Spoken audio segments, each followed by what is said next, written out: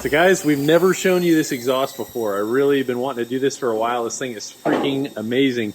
So Daryl from Proven Power made this, and it is definitely a work of art, man. He's got somewhere in the neighborhood of like over 100 cuts in this thing, but just absolutely stellar beautiful.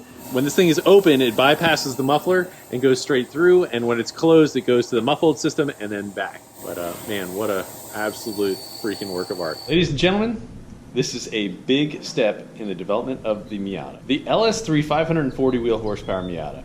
Now, we've been talking about it for a while, and this thing is just flat unsafe, so I'm trusting it to a gentleman like Jeb. Cutworm Specialties, and if he can build something like this from absolute scratch, I think he's got a roll bar and all the other little nuances that we're gonna do. He's got this in the bag. So let's go see what we're gonna do. Guys, ever since I put the cylinder heads on this car, it has really kind of pushed it like that was the anvil that broke the camel's back, because it wasn't just a straw. It was by far a large jump in torque, and the thing was totally manageable before, but now it's a lot more aggressive with that extra torque from the cylinder head. So what we got, S&W hooked us up with a 6-point cage, and this thing is freaking awesome. So we got all chromoly. I did as much as I could to save weight. So most of the stuff on the inside is either going to need to come out or be modified. Jeb is a pro at all that. He's got a lot of stuff under his belt, and he has done many a roll cage. So the little 4-point little Tinker Toy kind of pretend thing that's actually in there right now is gonna have to go. By no means what I have in there is that thing safe enough for what we are trying to do with the car. This thing, we're really trying to hit the road courses pretty hard with it, really make it a triple threat car. We do want to do some drag stuff, we do want to do some drifting, still street, but also gonna have a hell of a lot of fun doing some road course stuff as well. Possibly doing some autocross. I think this car should be very, very competitive once we get the wing on there. So we got a good amount of work done before, but unfortunately we kind of ran out of time. So we borrowed Leroy's wing, and we were trying to get this thing, trying to get the positioning right where we feel it's going to yield the most downforce, and we kind of arrived, it's going to be pretty high up there. So I know there's going to be some people that don't really like the way that is, but we're trying to yield the most effective air on this vehicle. So the wing should be somewhere about that high, and when you really get the perspective of it, it's pretty up there. Okay, I know that looks absolutely insane, but we were targeting about 10 to 12 inches over the roofline. When you come down right around here, it doesn't look too bad, but it is definitely obnoxious high. Now the reason for the height here is to get clean air. If we get better quality air right here, we'll be able to have better, cleaner downforce here. So things do get ugly and tumbly around this area, and it does kind of get stagnant, so it doesn't really do much. But the fact that it's that wide and, well, this high, this should be able to get us what we are after, and that is a lot of rear downforce. Now, so much so that we could probably decrease the angle of it and kind of tweak it as we go. I don't know exactly how this is going to work yet. This is just like we just threw on a part, and then we're going to learn how to tweak it from here on out.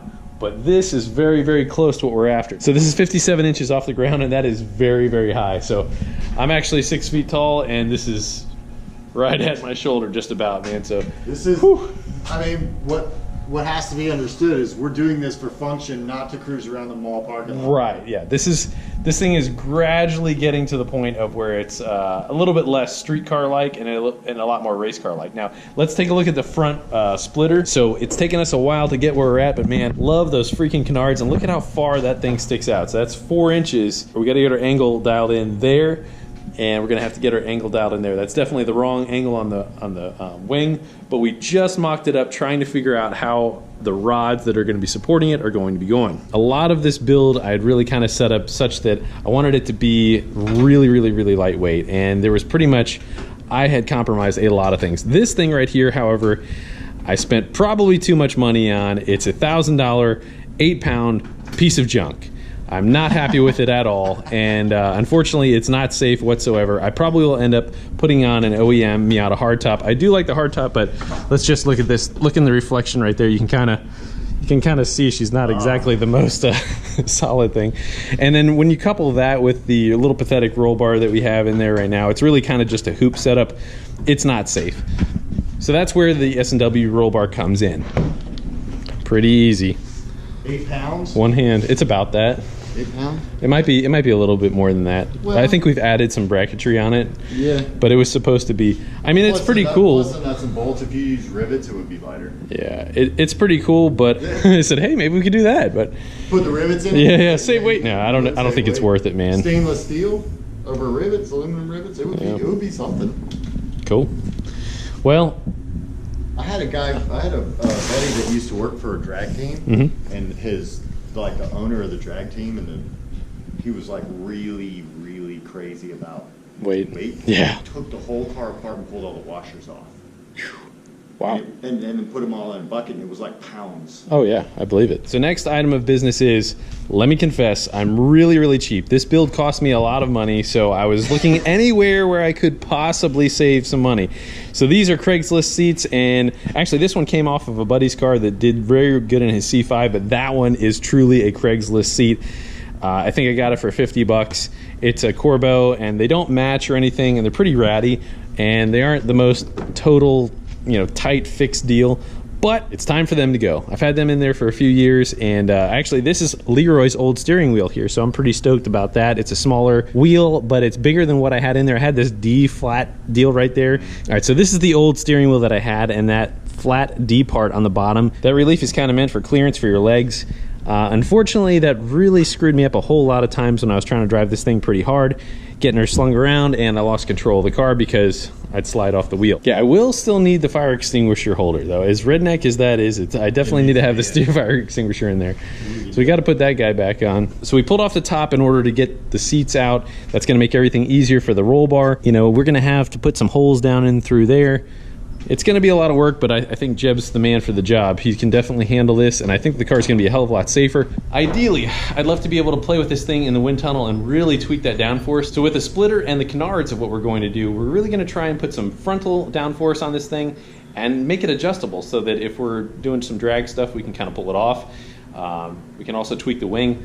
Really just trying to set this car up for whatever you can possibly throw at it. So I'm pretty stoked about that whole thing. This thing is a monster, and guys, you got to check out some previous videos on that thing because it is just stupid fun nasty. Now I must say, my wife did a lot of this stuff without me even knowing. She went out and bought the seats and bought the roll bar without me even knowing, and the drift knuckles, okay, which we haven't even talked about, the drift knuckles. So kudos to her. She's really pushing me to do some more stuff with it, but also she wants me to be safe. So these are the seats that we actually put in the Caprice. Same exact ones. 5170 is, or 55170 is the part number there. I love these guys. They fit super snug on me, and they are really supportive. I mean, I could sit in that seat with that pad for hours. Whereas the seat that I have in here now, quite honestly, you sit in there for about more than 30 minutes and it freaking sucks. Now, we aren't really gonna save much more weight over what we already have because we do have an ultralight seat in there.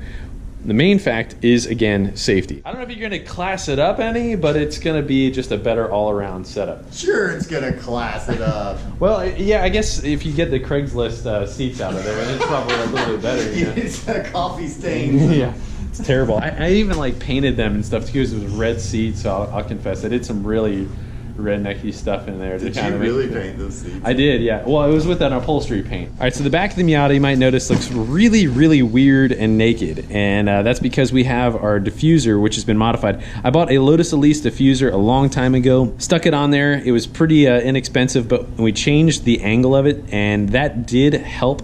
It's kind of like a reverse wing in effect, but it's sucking the rear end of the car down. Now, we also extended it and kind of changed the strakes a little bit. So this is what this looks like, and we'll have another picture in there. I love this thing. It really does make the rear of it look silly, nasty, mean. So that'll go back on, but everything's off right now so that we can kind of get the wing set up. We're also alleviating some pressure here. This is kind of just any pressure that has gotten on the other side of the diffuser is kind of evacuated right there. We don't want the rear to lift. We want to push it down as much as possible. So guys, I realize drifting isn't everybody's thing, but I will tell you, the Miata is a grenade with a pin pulled. If you get this thing pretty hot in a corner and you don't have the right steering angle, this thing is going to come around on you. So that is why we've got the drift knuckles. So if we're going to get some more angle, we're going to need, I guess, a little bit longer brake lines there. Kind of excited to see what these things look like. I had no idea what they look like, but I guess they used a stock one and they modified it. Ah. Yeah, so look. So I guess what we're changing our steering angle and changing the Ackerman a little bit, I guess, is what it does. So they cut this off and reattached kind of just spaced it and probably put it in a jig or something, I guess. So yeah, we're not actually we're not sticking the control arms out any farther. It's a little bit different approach than what you had, but obviously yours is a totally different animal. Yeah, a totally different animal. So guys, as you might remember, Jeb did the control arms on the E46 drift car build that we have, and I absolutely freaking love them. This car also, a lot of the guys run 15s. Yeah. So it's a lot smaller wheel. Yeah, that's what I got on there. It's a meaty 15, but I will go to some street tires if and when we're going to start doing a little bit of drifting here and there. But the fact of the matter is just there's not enough steering angle, and I don't have power steering. We are going to be doing some power steering things coming up very soon. We've talked about it before. I'm really interested in doing an electric power steering so that we don't have to run the pulley. I don't like the parasitic loss from it. You know, we might be only talking about 4 or 5 horsepower, but that's 4 or 5 horsepower. And if we can do it in a more clever way with better technology, that's right at my alley. Every time I look at this car, man, I want to drive it and freaking rip it, man. Love all the stuff you've done here. All right, so guys, Jeb is going to be undertaking a whole lot of stuff on this car, and he's got his YouTube channel is up and coming. He's got a lot of crazy cool stuff on it, and some of it has to do with this car right here. So Jeb is going to handle all of the fabrication with the cage, the drift knuckles, and the canards, the splitter, all that stuff. I mean, it's a lot to do. So Jeb's got some pretty crazy cool ideas on how he's going to execute all this stuff. Definitely check out his channel. So he's going to run through a lot of the stuff of what he's installing on the car. So check out when he does some Fasterproms videos with the V8 Miata. All right, well, this has literally been years in the making, and I'm so glad this is finally here. Not only are we making it safer, we're also going to be able to get better performance on the racetrack, which is really why I built this thing. It's not just a drag car. It's definitely a fun street car, but I really want to be able to take it to a bunch of different events and absolutely mop the floors with some freaking super high-end Porsches and Ferraris and really show that this little Miata is the one that could. This is the little Miata that could. So guys, check out Cutworm Specialties. He's going to be offering some updates on this thing. It's going to be freaking awesome. Thanks for watching. God bless you guys. We'll see you soon.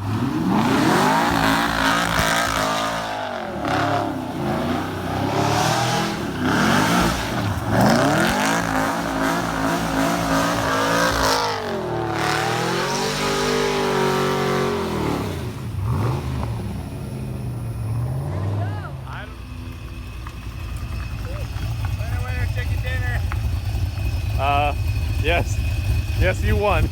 They're burning. So you want to try and do a standing one? They're kind of hot now. I'm afraid to launch it. It's got an 8.8. Okay. Then every guy with a blown 8.8.